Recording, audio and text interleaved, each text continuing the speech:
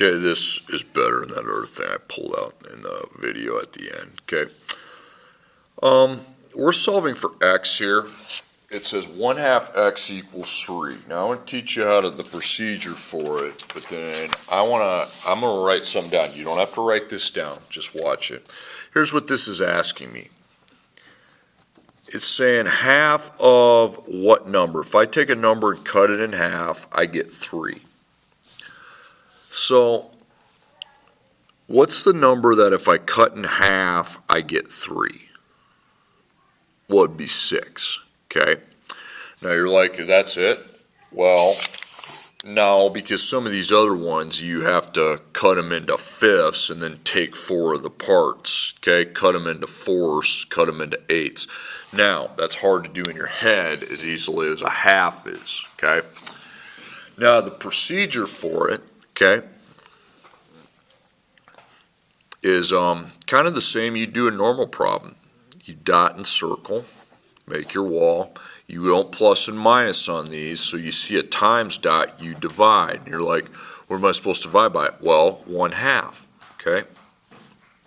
You can divide by a fraction, okay? Now I'm going to divide 3 by 1/2. Now, the answer is 6 because, let's say I got $3.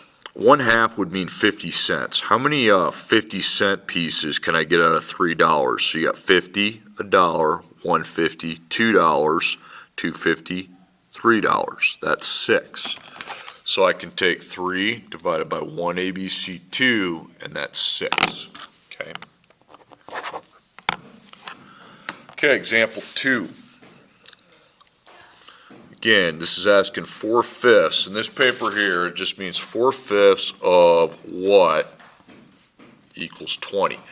So that means if I cut a number into fifths instead of halves, okay, if I split into 5 parts and I give somebody 4 of the parts, how much was that? Okay, it equals 20. But I want to know the part I had to begin with. So again, I'm going to divide, dot and circle, okay, sorry. No plus or minus, you just divide by 4/5. Okay, so I take 20 divided by 4/5, and that's going to be 25. Now there are other ways to think about this, okay? This is kind of the procedure way.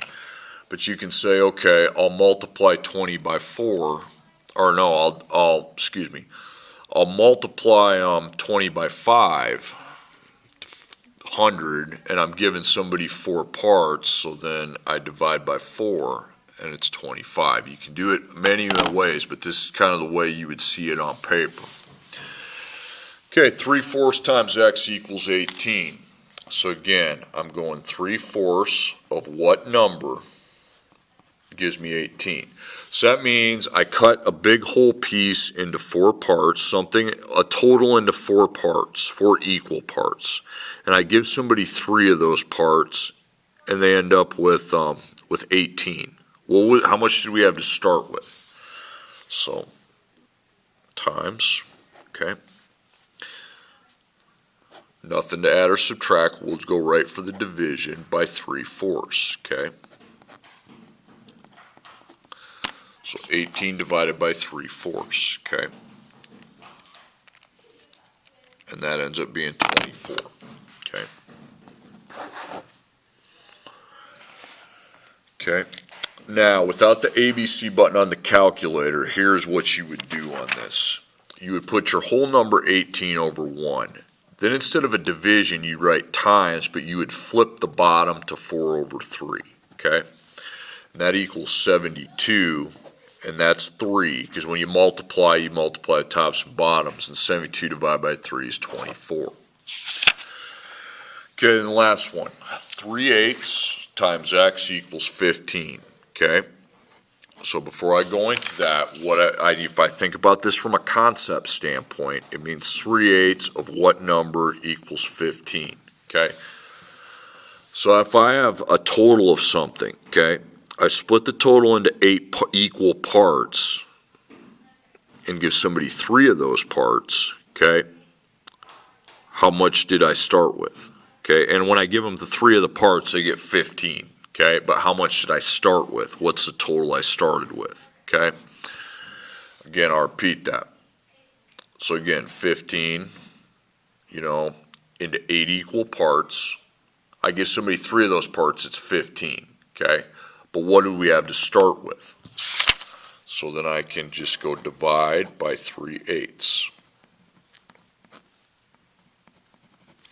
And now I can divide 15 by 3, ABC 8, and that's going to be 40. So I had 40 to start with, because see what happens is, if I divide 40 into 8 equal parts, I get 5, but I'm going to give somebody 3 of those parts, so I'd give them 15, which is what you started with. But that's a procedural way to do it. Okay, do the backside as part